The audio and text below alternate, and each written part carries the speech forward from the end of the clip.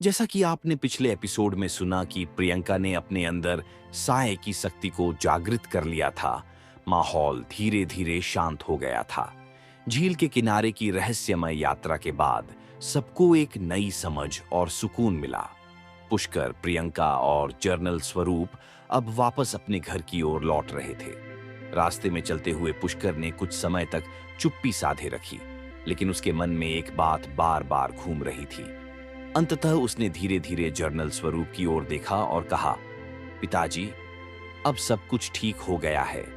यह रहस्य सुलझ चुका है और हमें इस शक्ति को समझने का रास्ता मिल गया है। अब मुझे लगता है कि आपको हमारे साथ घर लौटना चाहिए। माँ और बहन आपके इंतजार में हैं। जर्नल स्वरूप ने कुछ पल के लिए कुछ नहीं कहा। उसकी आंखों में गहरी सोच का भाव था। वह जानता था कि यह निर्णय उसके लिए आसान नहीं था। उसने इतने वर्षों तक अपनी जिम्मेदारियों को निभाते हुए अपने परिवार से दूर रहने का फैसला किया था। लेकिन अब जब साय का रहस्य खुल चुका था और प्रियंका सुरक्षित थी, वह सोचने लगा कि शायद अब समय आ गया है कि वह अपने परिवार के साथ समय बिताए। पुष्कर ने फिर कहा, पिताजी, माँ ने आपके लिए बहुत इंतजार किया है। अब उन्हें और इंतजार न कराइए। हम सब साथ मिलकर रह सकते हैं जैसे पहले रहते थे। आपकी बेटी भी अब बड़ी हो गई है और वह भी आपको बहुत याद करती है। प्रियंका ने भी समर्थन करते हुए कहा, पिताजी, परिवार का साथ होना बहुत जरूरी है। आपने हमेशा दुनिया की रक्षा की है और अब समय आ गया है कि हम सब साथ रहें। जर्नल स्वरूप ने गहरी सांस ली और अपने बेटे की ओर देखा। उसकी आंखों में एक हल्की मुस्कान उभरी। तुम दोनों सही कह रहे हो, उन्होंने धीरे से कहा। मैंने अपना जीवन दुनिया को सुरक्षित रखने और कर्तव्य को निभाने के लिए समर्पित कर दिया। लेकिन अब शायद समय आ गया है कि मैं परिवार के साथ समय बिताऊं। मैं तुम्हारी माँ और बहन को बहुत याद करता हूं। पुष्कर की आंखों में खुशी की चमक थी।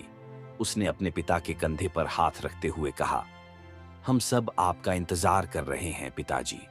अब घर लौटने का समय आ गया है। जर्नल स्वरूप ने सिर हिलाते हुए कहा, ठीक है पुष्कर, मैं तुम्हारे साथ लौटूंगा। अब हमें परिवार के साथ रहना चाहिए। ये सुनकर पुष्कर और प्रियंका दोनों के चेहरे पर सुकून और संतोष का भाव था। एक लंबे समय के बाद उनके परिवार के सभी सदस्य फिर से एक साथ होने वाले थे। सफर लंबा और कठिन था, लेकिन अंततः उनका परिवार फिर से जुड़ने वाला था। अब उनका अगला कदम घर की ओर था, जहां उनकी माँ और बहन उनका बेसब्री से इंतजार कर रही थीं। कुछ दिनों बाद जर्नल स्वरूप, पुष्कर और प्रियंका अपने घर लौटने की यात्रा पर निकल पड़े। रास्ते में पुराने दिनों की यादें ताजा हो रही थीं, जब सब साथ रहते थे। जर्नल स्वरूप अपने मन में उन अनगिनत क्षणों को जी रहे थे, जब उन्होंने अपने परिवार से दूर रहकर दुनिया को सुरक्षित किया था। अब उनका मन हल्का हो रहा था, क्योंकि वो उस परिवार के पास लौट रहे थे जो उन्हें बहुत याद करता था।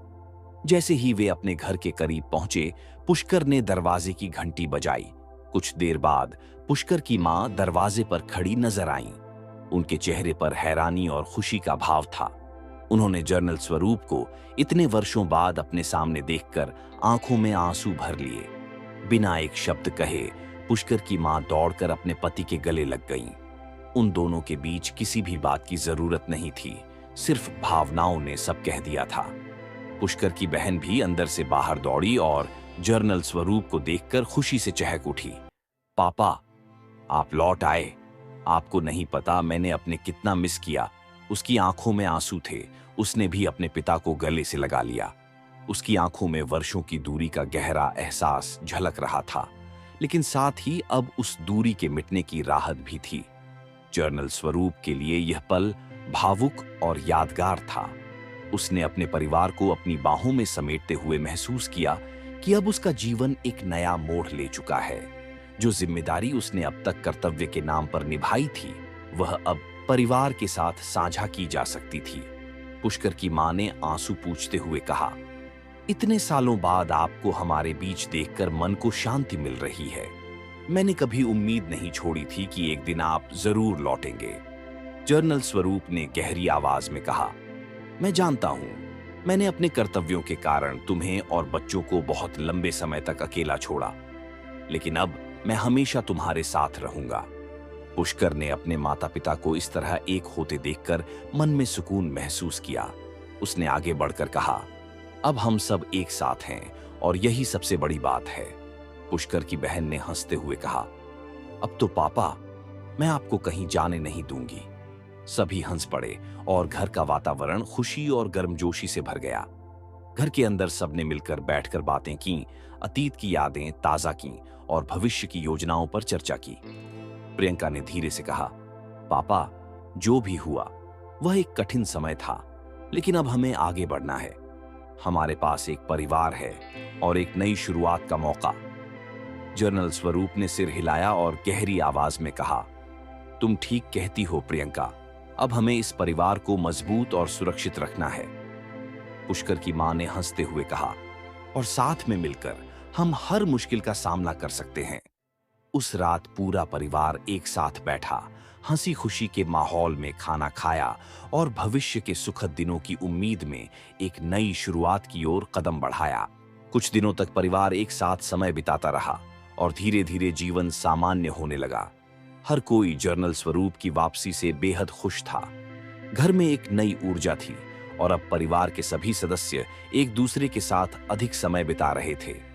एक सुबह पुष्कर और जनरल स्वरूप घर के बाहर बैठे थे। आसमान में हल्के बादल थे और ठंडी हवा बह रही थी। पुष्कर ने जनरल स्वरूप की ओर देखा और कहा, पिताजी, अब जब आप हमारे साथ हैं तो मुझे बहुत सुकून मिलता है। इतने सालों तक हमने आपकी कमी महसूस की, अब लगता है जैसे सब कुछ ठीक हो गया है। जनरल स्वरूप ने मुस्कुराते हुए कहा, मैं भी यही महसूस कर रहा हूं बेटा। वर्षों तक मैं कर्तव्यों में इतना डूबा रहा कि परिवार के साथ समय बिताने का मौका ही नहीं मिला। लेकिन अब जब यह साया और शक्ति का मामला भी सुलझ गया है, मैं पूरी तरह से तुम्हारे और परिवार के साथ रहना चाहता हूं। पुष्कर ने गहरी सांस लेते हुए कहा, आपकी उपस्थिति से हमें भी एक नई ताकत मिली है। अब मुझे भी लगता है कि हम हर मुश्किल का सामना कर सकते हैं। और प्रियंका, उसके अंदर जो शक्ति जागी है उसे समझने और नियंत्रित करने में उसे अब आपकी और हमारी मदद की जरूरत होगी। जनरल स्वरूप गंभीर हो गए। हाँ, प्रियंका की शक्ति कुछ अनोखी है। हमें उसे समझना और उसे सुरक्षित तरीके से संभालना होगा। यह सिर्फ उसका व्यक्तिगत सफर नहीं है, बल्कि हम सबको मिलकर इस जिम्मेदारी को निभाना होगा। उसी समय प्रियंका और पुष्कर की बहन भी बाहर आईं। पुष्कर की बहन ने खिलखिलाते हुए कहा, अरे, आप दोनों यहाँ क्या गंभीर बातें कर रहे हैं? घर के अंदर चलिए, मां ने नाश्ता तैयार किया है। प्रियंका ने भी हंसते हुए कहा, हाँ, अब समय है कि हम कुछ हल्के पल बिताएं। सब कुछ ठीक हो गया है और अब हमें एक खुशहाल जीवन जीने का मौका मिला है। सभी एक साथ घर के अंदर चले गए, जहां पुष्कर की मां ने टेबल पर नाश्ता सजाया हुआ था। सभी ने साथ में बैठकर हंसते हंसते नाश्ता किया। वातावरण में एक अजीब सी शांति और खुशी थी, जो इस बात की गवाही दे रही थी कि परिवार एक बार फिर से पूरी तरह से एकजुट हो चुका था। दिन बीतते गए और अब हर कोई सामान्य जीवन की ओर लौट आया था। जनरल स्वरूप ने अपने लंबे अनुभवों और ज्ञान के साथ परिवार की मदद करना शुरू किया, जबकि पुष्कर ने अपने कर्तव्यों को निभाते हुए घर और परिवार का ख्याल रखा। प्रियंका धीरे धीरे अपनी नई शक्ति को समझने लगी थी और उसे नियंत्रित करने के लिए खुद पर विश्वास बढ़ा रही थी। एक शाम जब सभी घर के आंगन में बैठे थे, प्रियंका ने चुपचाप कहा, पिताजी, पुष्कर, मुझे लगता है कि मुझे अपनी शक्ति को सही दिशा में इस्तेमाल करने का रास्ता मिल गया है। मैं चाहती हूं कि इस शक्ति का उपयोग किसी अच्छे उद्देश्य के लिए करूं। यह सिर्फ मेरे लिए नहीं है, बल्कि इस दुनिया के लिए है। जनरल स्वरूप ने गर्व से अपनी बेटी की ओर देखा और कहा, तुम्हारे अंदर जो शक्ति है वह न सिर्फ तुम्हारे लिए बल्कि दूसरों की भलाई के लिए है। अगर तुमने इसे सही दिशा में इस्तेमाल किया तो यह तुम्हें और हमारे परिवार को महान बनाएगा। पुष्कर ने प्रियंका की ओर मुस्कुराते हुए कहा, हम सब तुम्हारे साथ हैं प्रियंका।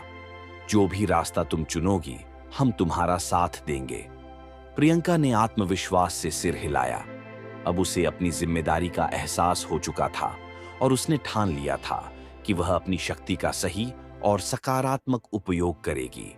अगले कुछ दिन परिवार ने मिलकर बिताए और हर बीतते दिन के साथ उनका रिश्ता और भी मजबूत होता चला गया।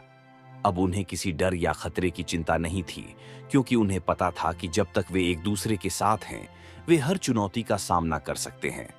कुछ दिनों बाद प्रियंका के दादा उससे मिलने आए। प्रियंका उन्हें देख खुश तो बहुत हुई, लेकिन उसके मन में एक बात थी कि कहीं उसके दादा फिर से उसे पुष्कर से अलग होने की बात तो नहीं बोलेंगे। पर प्रियंका यहाँ पूरी तरह से गलत थी। उसके दादा तो जनरल स्वरूप के साथ प्रियंका और पुष्कर की शादी को लेकर बात करने लगे। प्रियंका मन ही मन खुश हो गई। इन सब से अनजान कोई था जो प्रियंका पर नजर बनाए हुए था। अब किया होगा आगे किया, पुष्कर और प्रियंका की शादी हो पाएगी, और है जो प्रियंका पर नजर रखे हुए था। जानने के लिए बने राय हमारे YouTube चैनल VP सातलिंग पर।